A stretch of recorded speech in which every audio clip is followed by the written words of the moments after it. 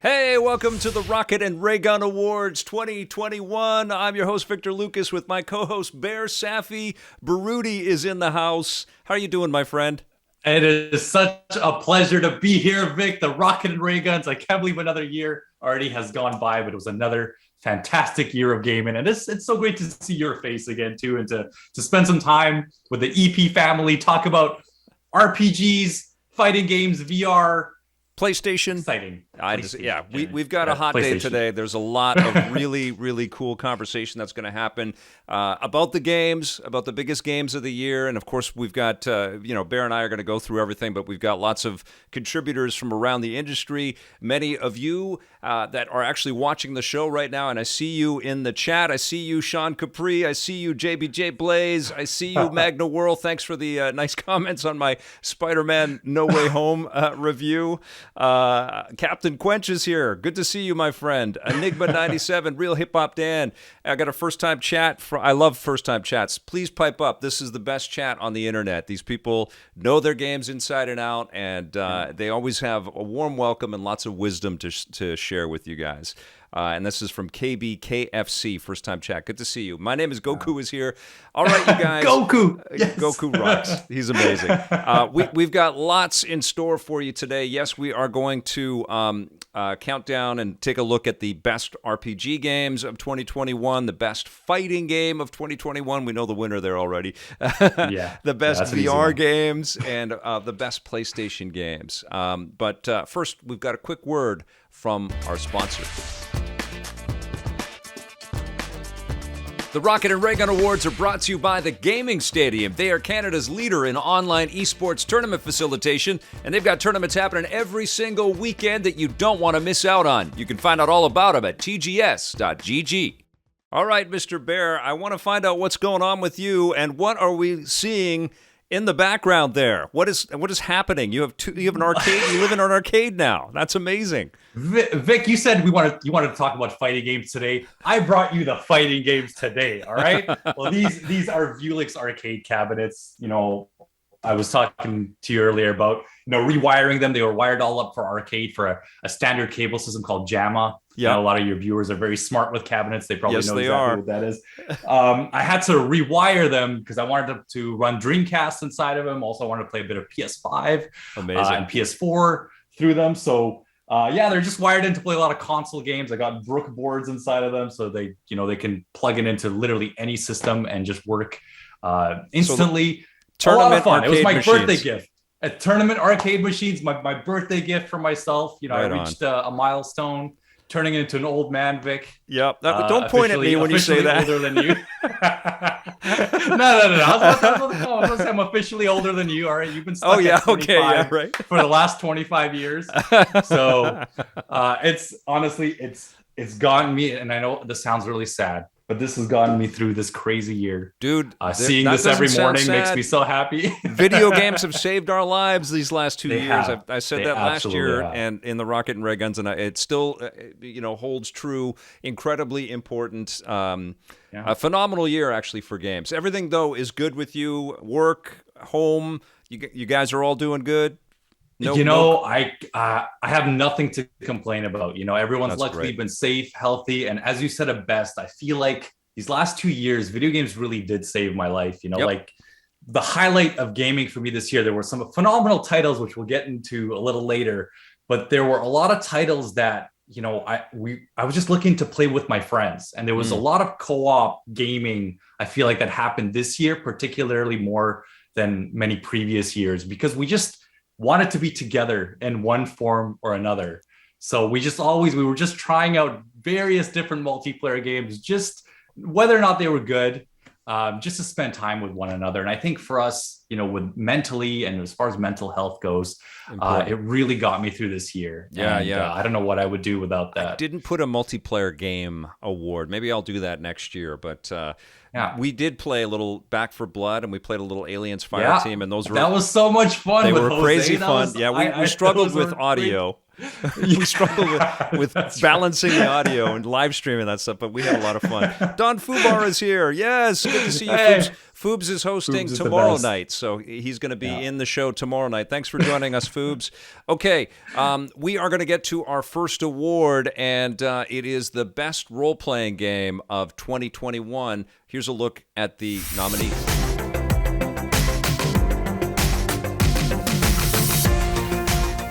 Monster Hunter Rise, developed and published by Capcom. Tales of Arise, developed and published by Bandai Namco.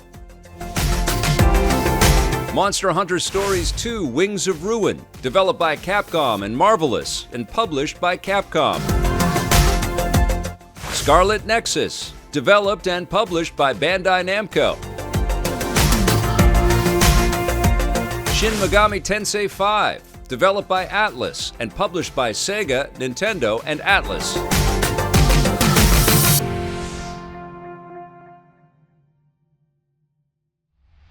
Seriously, any one of those games is absolutely justified to win this award. This was a really, really tough category. All 5 of those games are incredible. I want to give a special shout out, though, to Capcom and to Bandai Namco. They each have 2 games in the 5 slots. Like, how did they do that? And how did Capcom make 2 awesome Nintendo Switch Monster Hunter games within 3 months of each other? Like, in the same year. I know. Incredible.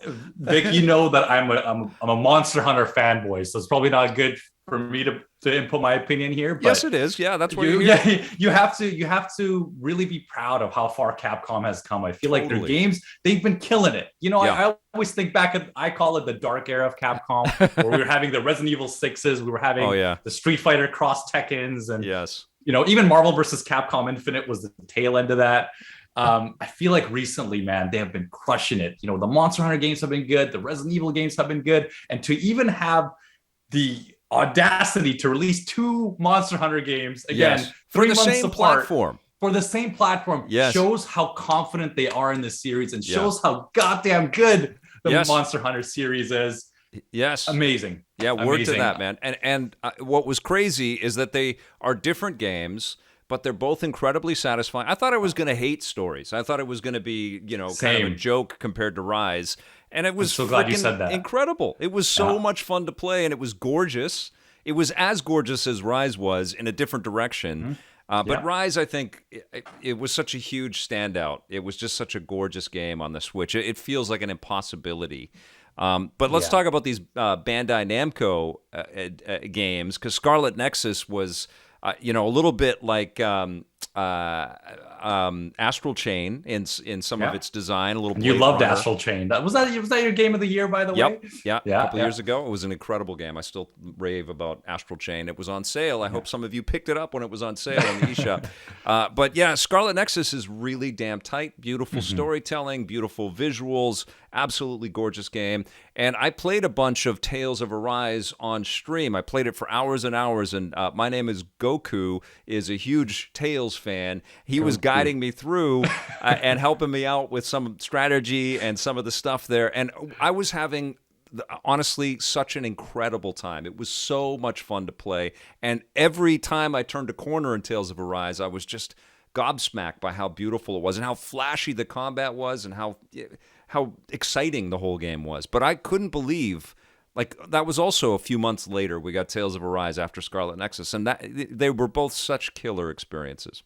And I gotta say to all the viewers watching right now, this coming from Vic is the biggest compliment ever, because I know for a fact you're not the biggest JRPG guy. It's not like your most favorite genre. It's not my first stop for sure. But I've always appreciated them. Stop. I have patience for them, unlike some of my former co-hosts. And I have found a lot of joy in them over the years. But it is not, admittedly, it's not my first stop. I always like the character-based action-adventure games. That's a beautiful thing, though, Vic. I love the fact that, you know, a game could be so amazing no matter what genre it's in. And I feel like Tales of Arise has succeeded in that. But I think we also got to mention Shin Megami Tensei. Amazing. Because John would smack us over the head for not talking about that game. We're talking about the Happy Console Gamer. Incredible. Yeah. The Happy Console Gamer, that's correct. Yeah, this game made him very happy.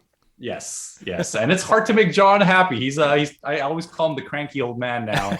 So if he loves the game this much, you know it's going to be good. And Shin Megami Tensei, I'm still playing Shin Megami Tensei. I'm not through it all as well. Yeah, it is a brutal game. It's it is not a like enveloping, like warm welcome type of experience. There's an expectation that you're familiar with some of, at least the core philosophies around the mechanics. It's incredibly challenging, but it's so cool and creepy. And I was playing what the hell? I was playing that and Pokemon Brilliant or Shining Pearl at the same time. And so I was bouncing from Pokemon to Shin Megami Tensei 5, and it was it was really messing with my head, but I was loving both games. But I think, I mean, honestly, this is a coin flip category. This is a coin flip. I'm with you on that. You're not going to go wrong with any choice here, but the one that really knocked me on my butt and the one that I'm giving the Rocket and Raygun Award to is Tales of Arise.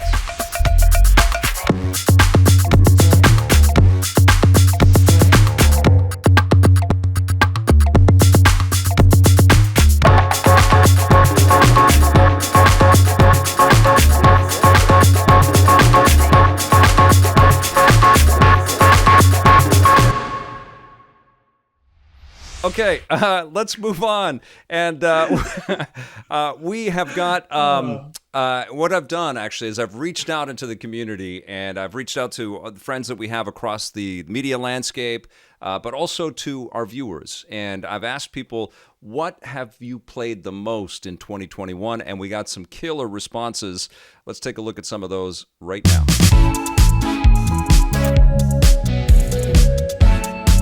So the game that I've been playing the most this year is sort of funny because it came out pretty recently. A couple of weeks ago, the Halo Infinite beta for the multiplayer went live with Season 1, and I've been playing this thing non-stop since it released, working through that battle pass and all of that. So there's a pull at least to keep playing there, get the cool cosmetics and effects and coatings and all of this. But it's really taken me back to a time that I remember very fondly with Halo 3.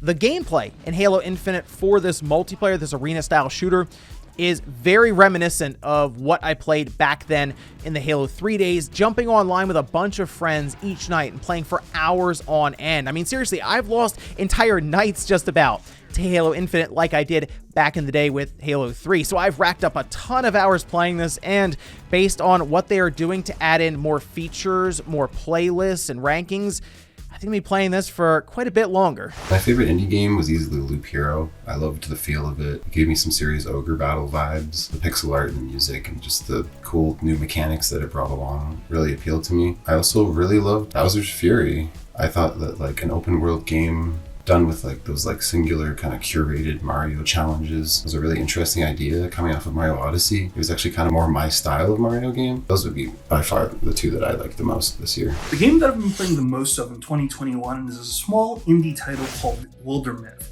It's probably one that's not on your radar, but it definitely should be, because unlike a lot of other games that say your choices matter, your choices in this game really do, because you're generating the story based off of the decisions you make. So your characters that happen to be farmers that wind up taking up arms against mystical enemies that wind up invading their land really have impacts on the entire storyline. If you choose to fight in a certain battle and you win, the villagers of that region will remember you, and they'll even tell stories of that fateful day when you came to their town. On the other hand, if you decided to hide, the people will remember those actions as well. It's an amazing game with a lot of memorable characters that you wind up shaping, and it really has a massive impact on the gameplay itself. Definitely something to check out, especially if you happen to be a PC gamer. When I finished Marvel's Guardians of the Galaxy, I immediately wanted to dive right back in for seconds. And for such a late release, it has easily become a game I've sank the most time into this year. From its writing that can make you laugh in one moment and then choke up the next, to its fast-paced and easy-to-grasp mechanics, Marvel's Guardians of the Galaxy is simply one of 2021's biggest surprises. It's a game I would recommend to anyone, whether you're a fan of the source material, whether that's the comics or the films. Aren't you a little young for the core? Aren't you a little old for that hairdo? Or even if you don't care about this property at all. Plus, it's always nice to champion a title that was made right here in Canada too. My name is Rocco from Mega64, and the game that I played the most in 2021 was definitely Yakuza Like a Dragon, which I know is kind of cheating. That was technically a 2020 game, but it got its moment on the PS5 in 2021, which is what I waited to play it on. And I just love this game. It was like a shitty hometown RPG, and I mean that totally as a compliment. You know, the people in your party were like dudes you met on the street. The weapons you used were like a baseball bat you found in an alley, or a popsicle somebody gave you, or a vibrator, whatever. It was so creative in the way it used just these hometown things. And it took me back to the streets of Japan, which I really miss. You know, obviously I haven't really traveled globally in the last couple of years. So it brought all kinds of feelings up. And I love the Yakuza series. This brought a whole new cornucopia of great characters. I love this game. I played it a lot. Yakuza Like a Dragon. Hey Vic, it's Ben. So here's the deal. I picked up a PS5, and I haven't owned a PlayStation console since the PS2, which meant I had this enormous back catalog of previous generation games to check out. And my favorite by far in 2021 to play was Horizon Zero Dawn. It's just this gorgeous, immersive open world experience. I love the main character of Aloy and her resilience, and most importantly, the game is a treat to play. The combat is challenging, but it's fair.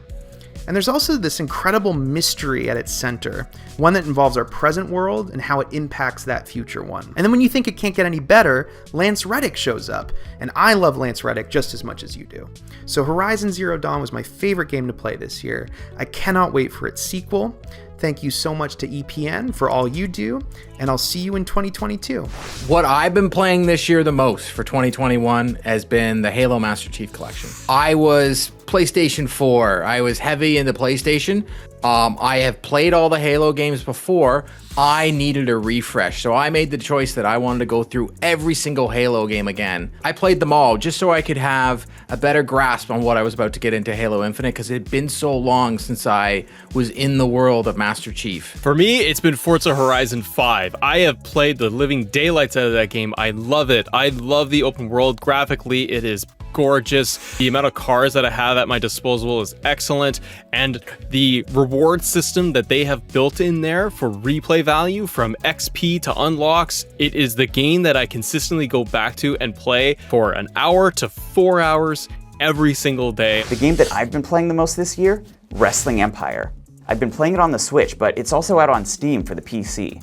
Wrestling Empire is an incredibly fun, flexible wrestling game. It really takes me back to the glory days of the N64 wrestling games like No Mercy. The sheer number of match types it has is astounding. You've got all your wrestling staples. You've got your cage match, you've got your battle royale, but it also has a lot of unique match types like hair versus hair, where the loser has to shave their head. There are so many options to really make your custom wrestlers your own, and I could even make everybody's favorite tall vampire mommy from Resident Evil Village, Lady Dimitrescu.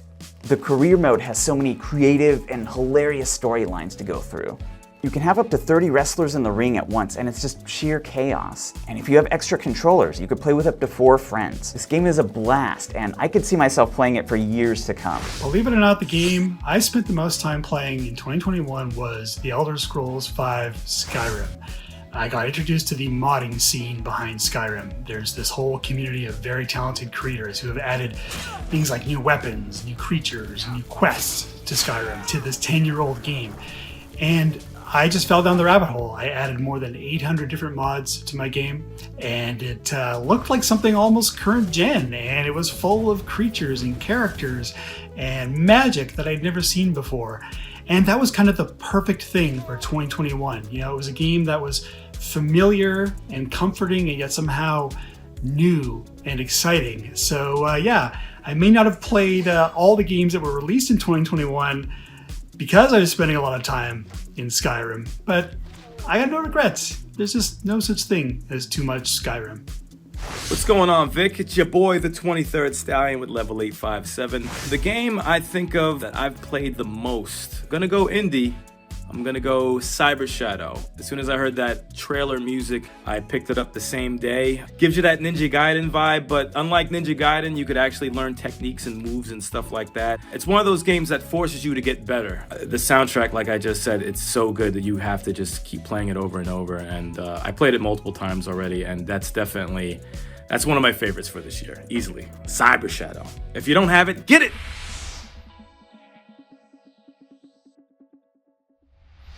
Some awesome faces in there. Steve Tilley with a beard. Who was saying that? Somebody was there. Steve-O, JBJ says, it was great to see Steve in there. And those level 857 guys are fantastic. They all had great commentary.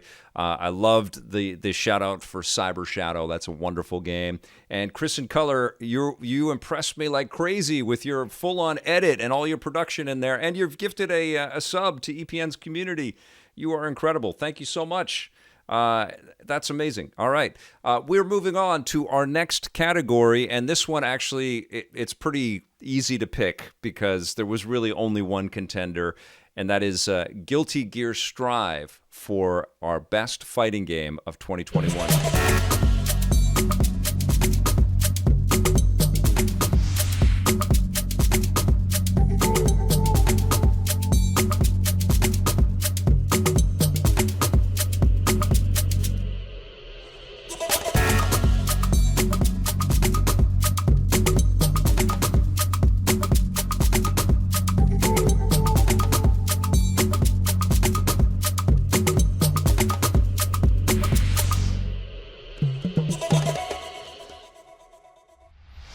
What an incredible game. I know that you've been playing this thing. What are your thoughts on Guilty Gear Strive, my friend? Vic, Guilty Gear Strive took up probably the first half of 2021 for me of just how good it was. You know, Arc System Works shows us time and time again why they are now the kings of fighting game development. You know, behind me, you guys see a lot of Capcom titles, and Capcom was the previous king, but I feel like Capcom has had to bend a knee. You know, Arc System Works has been releasing nothing but amazing games with Guilty Gear Strive, Dragon Ball Fighters. Yep. You got, you know, the Blaze Blue series. You know, it's anything they touch. Grand Blue Fantasy is just incredible, and they understand just whatever team they have there. They just understand the core concept of a perfect fighting game as far as just the mechanics. Their tutorials are so in depth and so good. There's advanced techniques called option selects. They teach you those in the tutorial. You know, stuff that, you know, back in the day you'd have to like watch a couple videos to understand what they are now ingrained in the game, in the tutorials.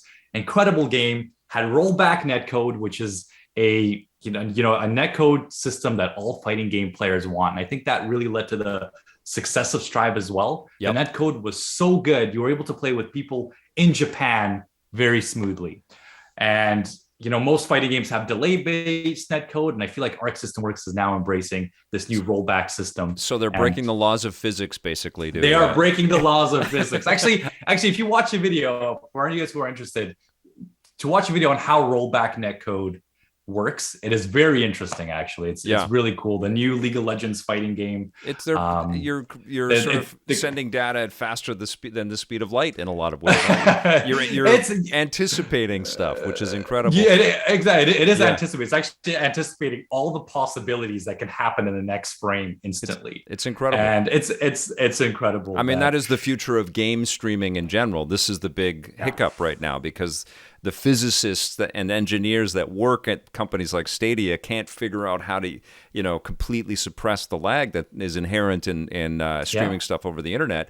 And, you know, we have to deal with that for games like Guilty Gear Strive. You want to be able to play that effortlessly. What I loved about this game is that, you know, I don't understand the minutiae of fighting games to the degree that you do, and this is why this is in this category.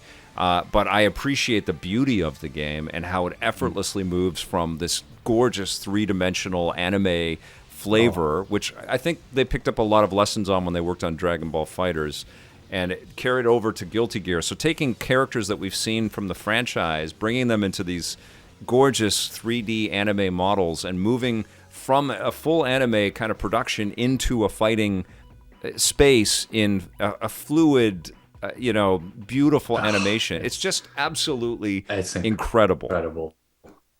Yeah, I believe the first game that they used that for was Guilty Gear Xrd, which I believe was 2013 or whatnot. But it was, I'm with you on that, Vic. They are masterfully crafting, 3D models, and like you said, and making them look like anime. And they will purposely skip frames to make it look like anime.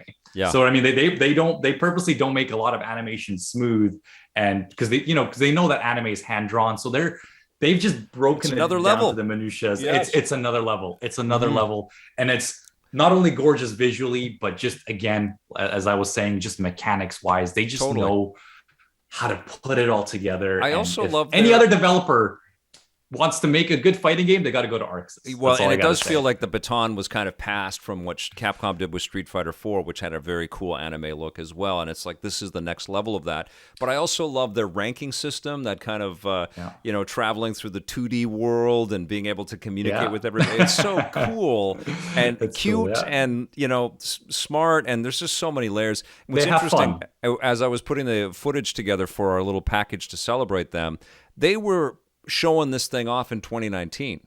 They were letting people play it, and they've been tuning this for years.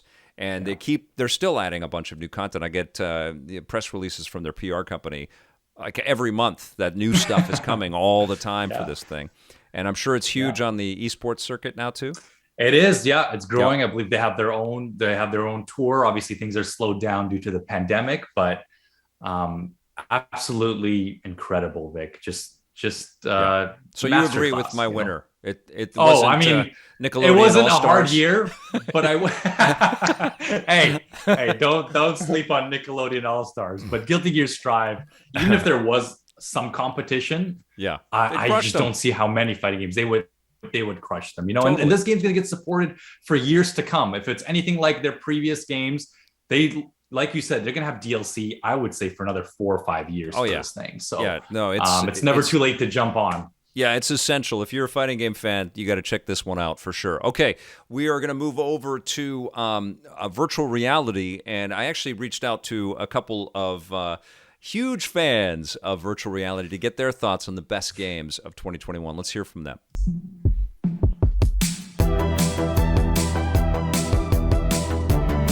What's up, EP fam, virtual boys and girls? Ryan for the VR Grid here, and we're talking the best VR game of 2021. We've had amazing games like Hitman 3, Song in the Smoke, Sniper Elite, Lone Echo 2, Eye of the Temple. The list goes on and on, but the one that grabbed me the most was one that came out earlier in the year, and that is Demeo. As a fan of Dungeons & Dragons, this game just rocked me to my nostalgic core. You and up to 3 other players can play in Dungeons & Dragons action. It's like a full-on tabletop. It's animated and wonderful and beautiful, and you can chill with your friends in this cool virtual basement, and it's just a great time. Even if you don't like Dungeons & Dragons, playing with 3 other friends is just a blast. I guarantee you'll love it. PC or Quest owners, pick this thing up. It's amazing. My favorite VR game for 2021 has got to be Lone Echo 2. The year Lone Echo came out, it was my overall game of the year. It is one of the best video game experiences I have ever had. And Lone Echo 2 does not disappoint as a sequel. More of that connection that you have with another character in VR, immersed in this space sim.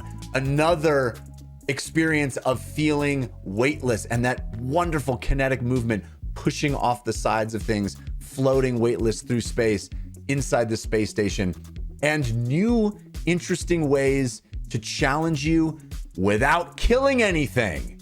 It's a game where I don't kill anything, and yet I'm still having a blast. I'm still having these pulse-pounding, exciting moments, wonderful smart puzzles, a gorgeous, gorgeous game in VR. Really shows what tethered VR is still capable of. And I know we're moving away from tethered in the Oculus Quest 2 world, but tethered VR, when you can push it with a real powerhouse PC, gorgeous, fun, inventive, a truly thrilling experience in VR. Lone Echo 2.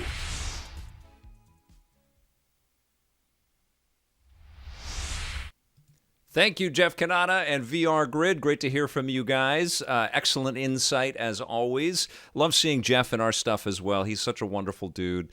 We worked with him for a number of years here with EP and Reviews on the Run. I think the last time that I shot live with him was the Suicide Squad review in LA. Yeah, and we both I remember that. Yeah. The original Suicide The original Squad. one, the David Ayer one, not the David Ayer cut. All right, we have got some nominees for the best virtual reality game of 2021.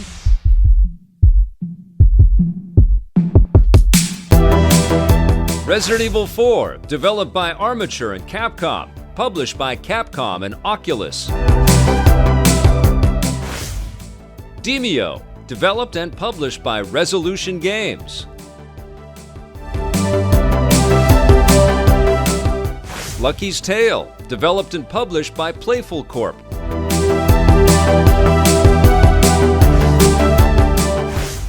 Resist, developed and published by The Binary Mill.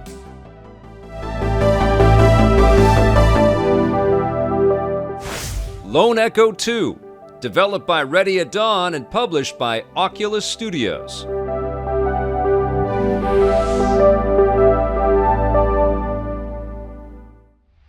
Now, I checked out a bunch of really fun VR games over the year.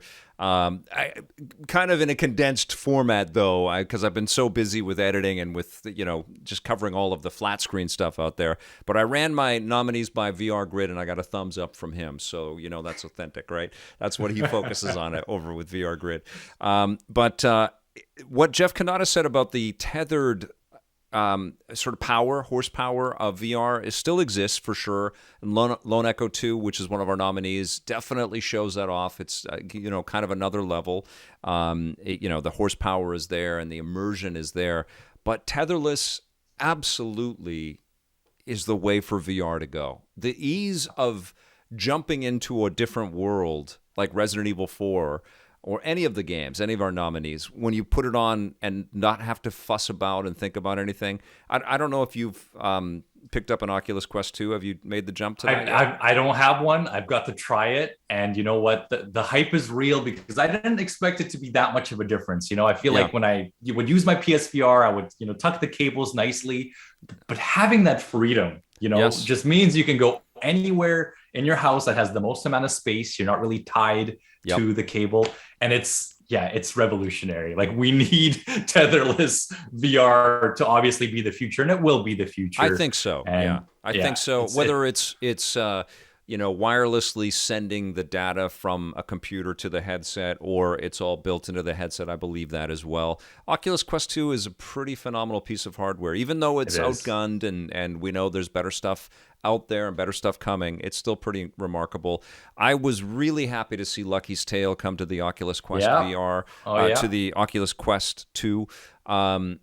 I love that game. It was a launch game with the Oculus Rift, and that was like that really proved it for me. When I played it originally on the Rift, it was like, holy crap, of course. I remember that. I remember when the Rift came into the studio, and that was one of the first games I remember you would not stop talking about. Because I love that type of game, and then when it turns you into the camera and you can kind of look around, at the obstacles and the obstructions and be in the world.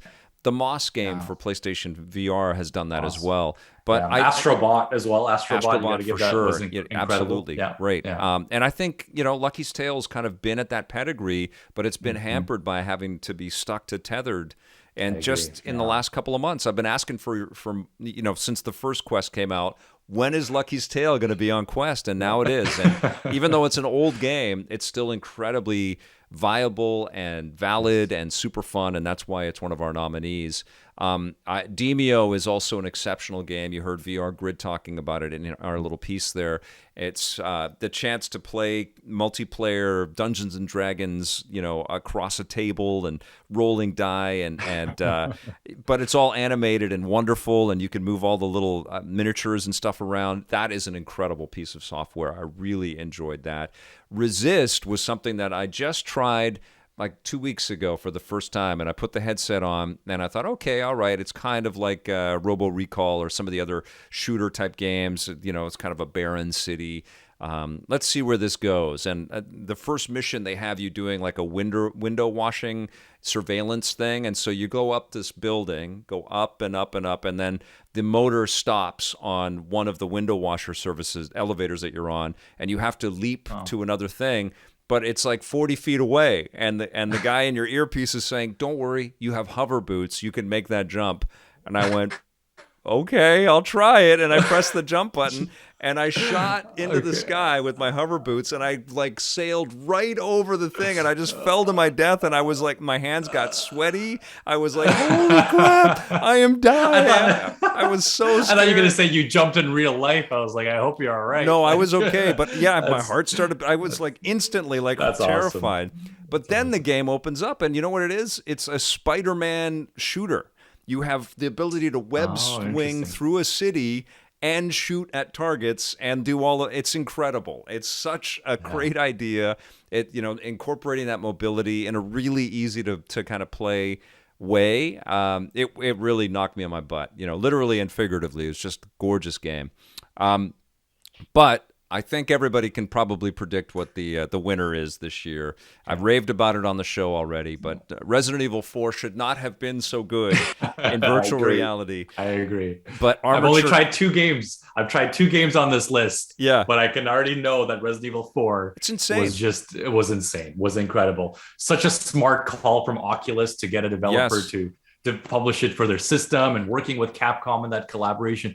So much fun. And I did not expect that. You know, usually some of these conversions are like, okay, this is cool, a little gimmicky. But Resident Evil 4 was just, not only is that already one of the best Resident Evil games, if not the best in my opinion. Yes. Yeah. Man, the conversion to VR also makes me dream, even though it's not as good as Resident Evil 4, that they do a Resident Evil 5 VR with co-op. So just 2 buds can go through the game. It might happen. I believe that there's going to be a real business for developers out there to VRize established IP, you know, in a multitude of ways, because, you know, the metaverse is all going to be about putting on these headsets and, you know, you can live in a virtual living room and you can play. There's already games that kind of do this where they kind of jigger everything so it feels like you're playing inside somebody else's living room and you're playing some retro game or something. But I think there's going to be a lot of developers that get to touch that classic IP and reimagine it in interesting ways. We've already got Grand Theft Auto San Andreas coming to Oculus next year, which is it was so weird to see Mark Zuckerberg talking about Grand Theft Auto. It was so weird. Insane to me. That is insane. But anyways, let's celebrate our winner for the best virtual reality game of 2021. It is Resident Evil 4.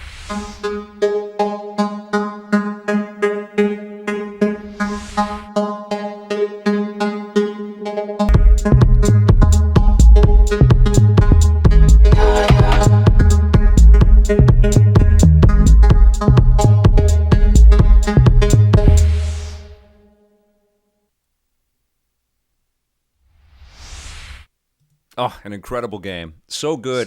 The thing that sucks is that I know that the audience, it's getting bigger, but it's still relatively small, you know, and it's very passionate, but it's kind of a niche thing. And there's been I've said it before, like a console war in VR has been the stupidest thing. Any kind of, you know, any blockades to keep people from accessing any content. Like, it's so stupid that it's already such a niche audience. We really need to support it across everything. Unison across everything. Yeah, because like why hasn't Sony published on Oculus? Why, like, they made an awesome Iron Man game that sucks when it's tethered. It would be a great Oculus Rift or a great Oculus Quest 2 game. You know, the fact that you have to think of all these different brand names for VR is not helping either. You know, we need to really support, I think, VR for people who are into it, and I know they are. Yeah. Just because we're kind of in a transition phase right now. I feel like we're so close to that really crisp tetherless technology, and I'm so excited to see what PSVR 2 is going to do. It's tethered. Is it tethered? Oh, okay, that's sad. Yeah. but again, I'm curious also about the crispness of the screen. You know what I mean? Yeah. Like, I have a PSVR. I love it to death, but it really is showing its age. Yes. It's really, you know, you now put in, you know, the new vibes, or even the Quest now just feels so good because it's tetherless. It feels a little, it showed its age much sooner than I thought it was, but it has been 5 years now. Yeah, I know. It's a fascinating topic because everybody can see the potential, but we're still not quite there yet. But it can't die. It can't die just yet. You know it what can't. I mean? I would say, though, that if you're at all curious, I mean, this sounds like a Quest commercial here, but if you're at all curious, the pricing on the Quest 2 is actually very reasonable. And the store it's much more robust than the Rift store. There's new stuff coming to it all the time. I haven't even tried on the PSVR in a little while because I'm on the PS5 exclusively and I don't have the dongle, and I haven't asked Sony for the camera dongle. And anyways, let's move on. We have the big category of the day, which is the best PlayStation 5 game of 2021. And what I did, like what we like to do with the Rocket Raygun Awards, is reach out across and have conversations. And we've many people that have worked on EP and reviews on the run, like Behr, join us for those conversations. But of course, we've got lots of friends around the industry, and I asked people what their pick for the best game of PlayStation 5 would be, and let's take a look at that right now.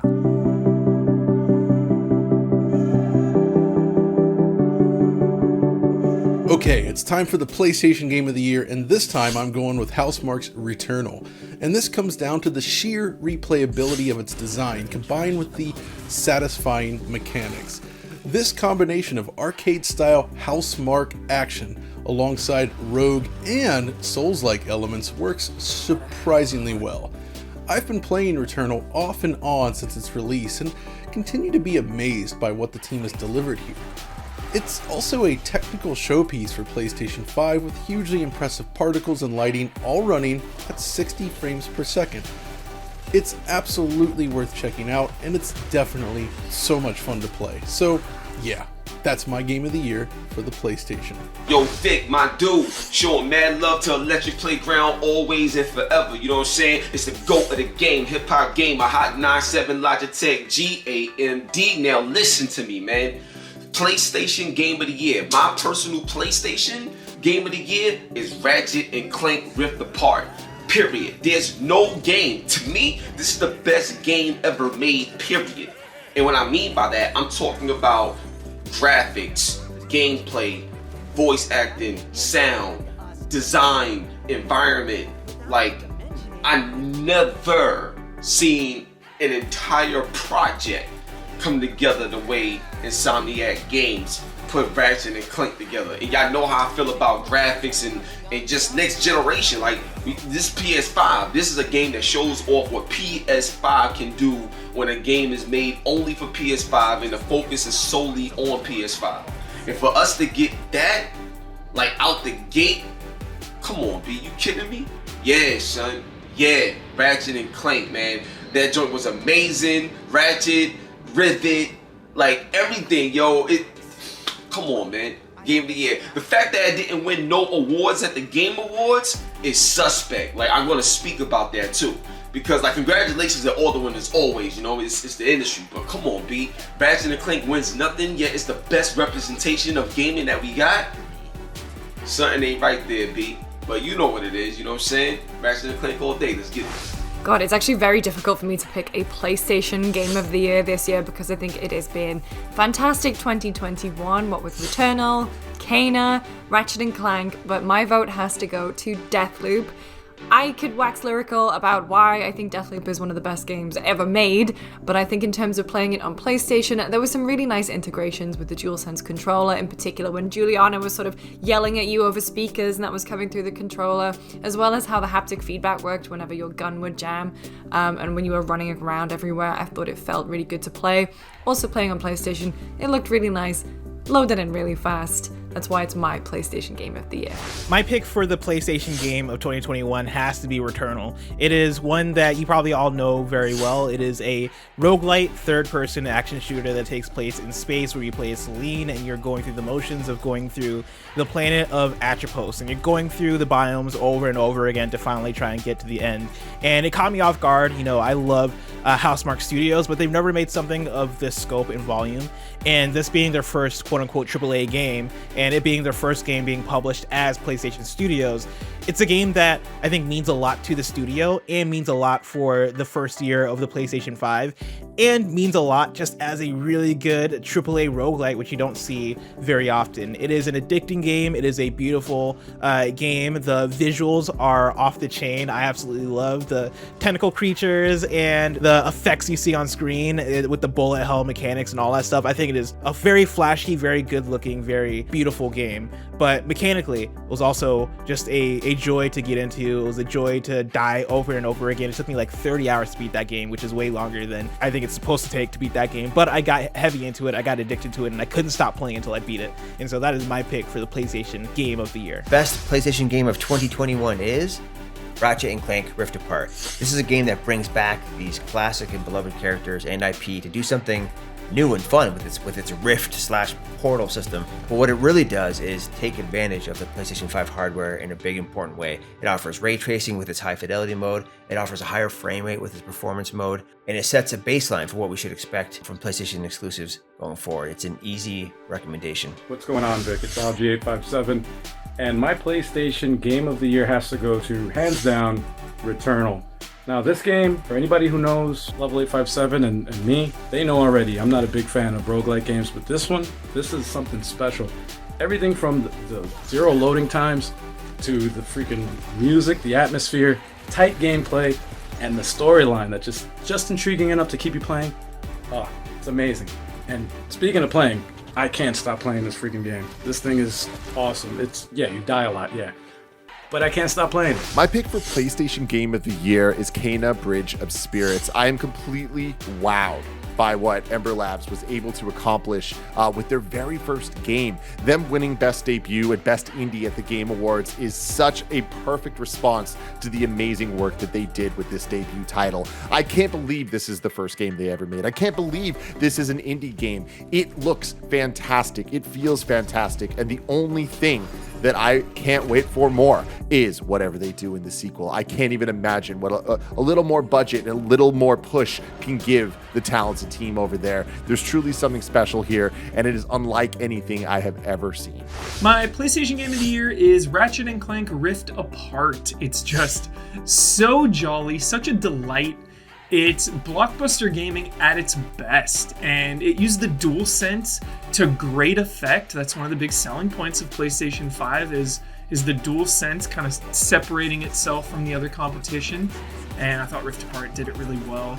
Rivet is a really cool new character, and it was just a blast all the way through. It's hard to play that game and not have a giant smile on your face the entire time. My favorite PlayStation game of 2021 was Returnal. It just perfectly captures that bleak, brutalist, like dystopian sci-fi horror aesthetic that I just absolutely love in movies, and it turned it into a just completely insanely difficult but super fun video game. It's got just some of my favorite art direction of a game in ages. The sound design is so cool, right down to that when you're hitting the triggers on the DualSense and it goes like pew, pew, pew, pew, pew, pew. You're just shooting at this like big awful alien, and like everything is working in synchronicity.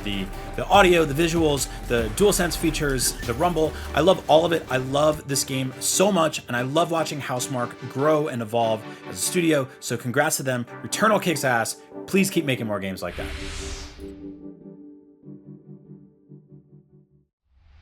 Very jealous of Brian ALtano's toy collection there in the background. What a great dude.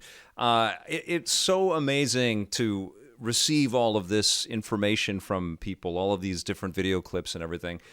Huge thank you to the community out there, to Easy Allies and Kind of Funny and IGN and GameSpot.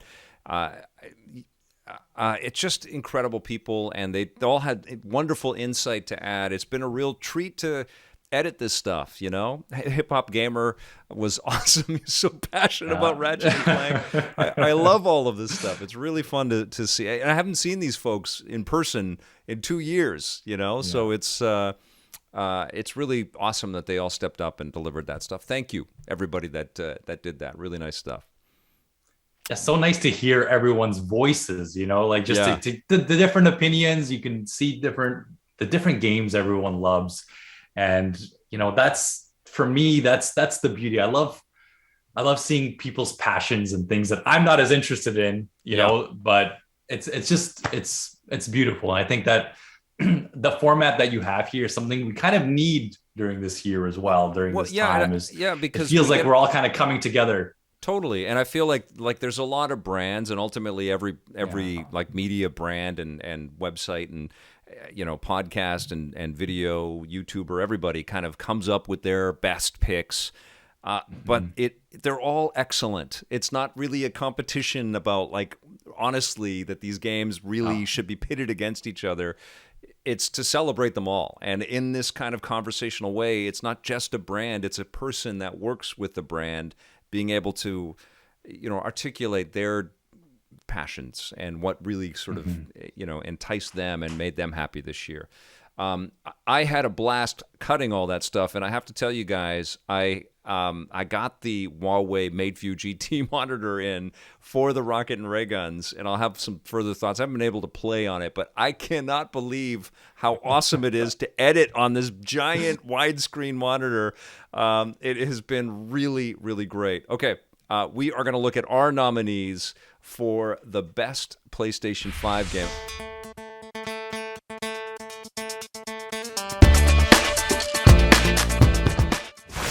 Returnal, developed by Housemarque and published by Sony Interactive Entertainment. Deathloop, developed by Arcane Studios and published by Bethesda Softworks. Ratchet & Clank Rift Apart, developed by Insomniac Games and published by Sony Interactive Entertainment. Cannata, Bridge of Spirits, developed and published by Ember Lab.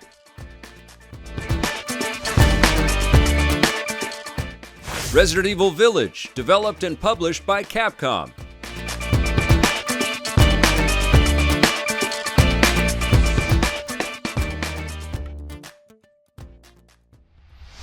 Pretty great year for the PlayStation 5. I don't know if they had the Last of Us, Ghost of Tsushima kind of year that they had last year in 2020. Both of those games still relevant in 2021, by the way. But we did get Deathloop, which was an exclusive. We did get Ratchet & Clank Rift Apart, which was another exclusive, and Returnal, of course. I included Resident Evil Village in there. I try to have as many exclusives per category as possible. But of course, Resident Evil Village you can play on anything, probably on the Oculus Quest 2 or 3 next year or whatever they do. But, definitely a strong category. Cannata, Bridge of Spirits. Love hearing the passion for that. Tim Gettys is a huge fan, obviously. Loved playing that. It was a beautiful, beautiful game.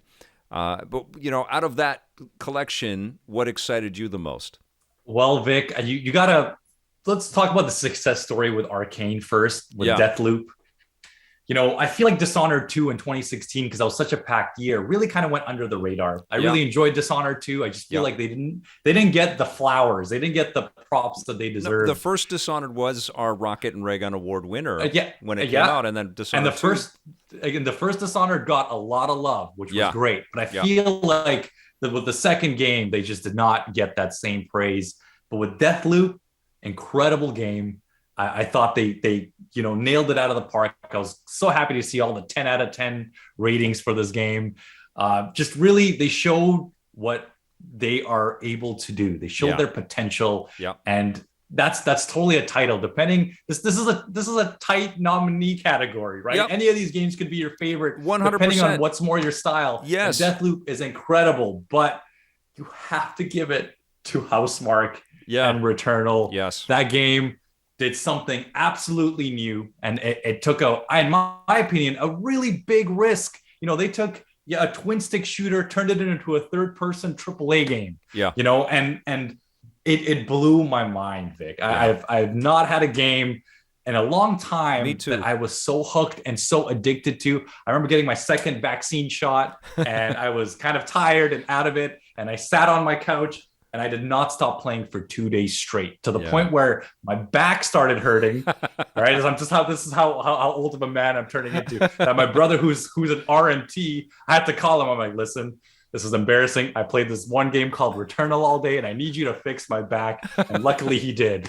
But Returnal was beautiful. Just I've never played a game that not only pumped so much adrenaline, but it also gave me a lot of mixed emotions with fear. I remember those house sequences. Every time I'd go in, I'm a little pansy when it comes to horror games. I try and avoid the scary Resident Evil games as much as I can. Sure. That was terrifying for me to go through, but I loved it because this was a game that had these these highs and lows of the emotions, and I was, just ready to get back in there, and so much fun, and the adrenaline you feel when you overcome that boss that you were kind of stuck on. Yeah, it was great because it was a game that didn't really kind of ease you into it. If you kept failing, it wouldn't give you it wouldn't throw you a bone. No. And I actually enjoyed that about the game because it made you improve as a player. And there's nothing more rewarding than coming back after the 10th time and improving as a player and just crushing that boss that you crushed.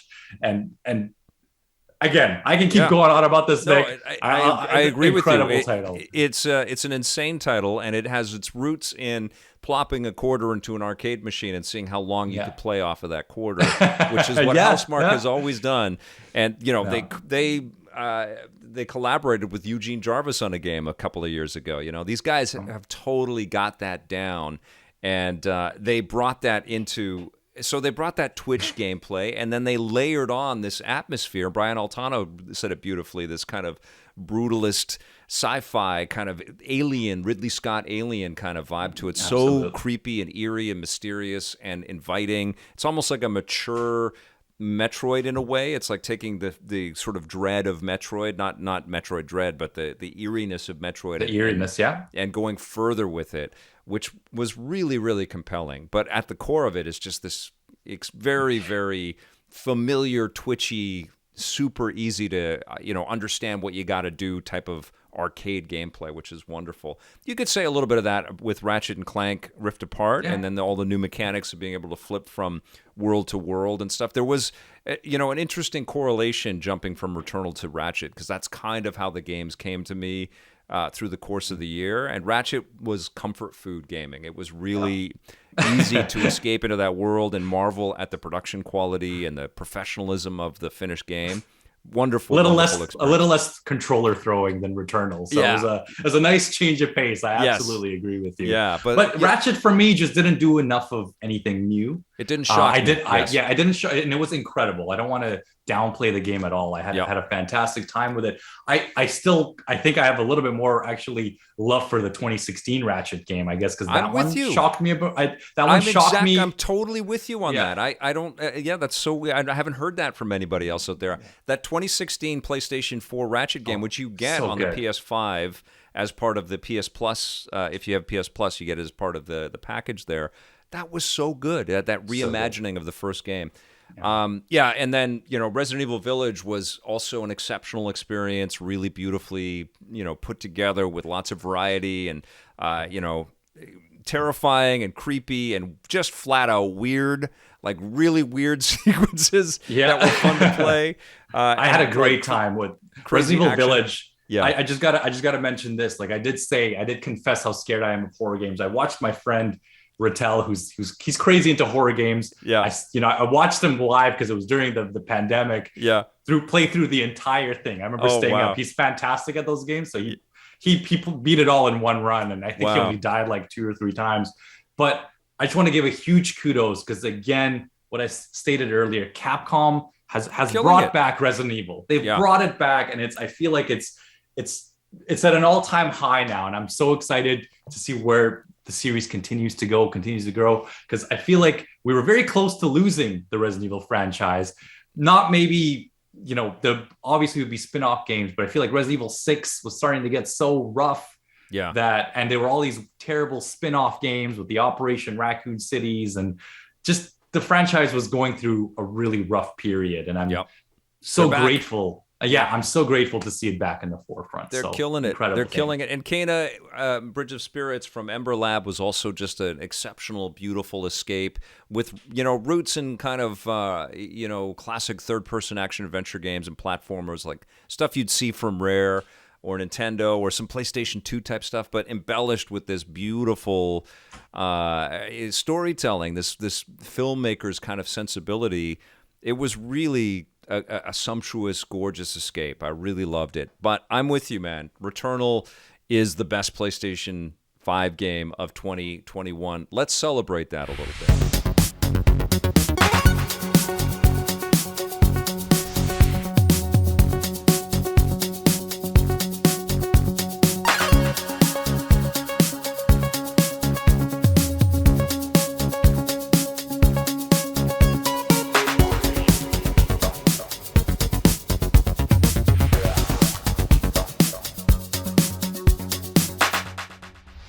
lot of love for Housemarque in today's episode, and I love to see it.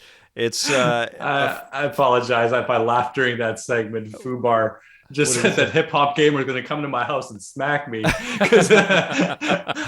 I'm sorry. I love Ratchet and Clank. I love that Hip Hop loves Ratchet and Clank. I love it. I love that we get to share all of these different viewpoints with you guys. I'm so happy that you're all here. Behr, I love doing this stuff with you. I miss you like crazy, my friend.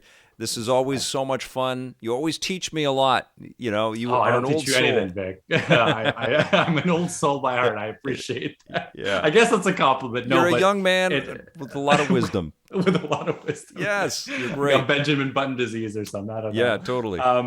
It's, you know, it's such a pleasure to be here, Vic. You know, I always say, you know, just reading the chat box with all of you guys, it's the EP family. You guys are some of the most intelligent and knowledgeable, you know, group, you know, and especially when talking about games. Best looking people. Best looking chat on the internet. Bonus in there. Yes.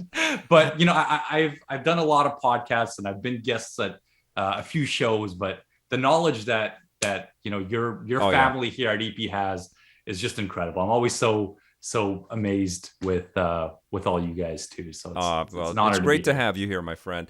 I had a lot of fun tonight, and we've got more of the Rocket and Ray Guns tomorrow. My guest co-host is going to be Jose Sanchez, Don Fubar. We're going to be talking about the best Xbox game and a bunch of other cool categories, and we'll have all kinds of commentary from across the industry. Before we go, we've got one final word from our sponsors. The Rocket and Raygun Awards are brought to you by the Gaming Stadium. They are Canada's leader in online esports tournament facilitation, and they've got tournaments happening every single weekend that you don't want to miss out on. You can find out all about them at tgs.gg. All right, you guys, thank you so much for watching. Behr, thank you for being here tonight. Thank you. Thank you to all of the contributors out there that gave us so much wonderful video material to share with everybody tonight. Thank you for watching, everyone. Thank you for supporting EPN. We will see you tomorrow, and until then, play forever.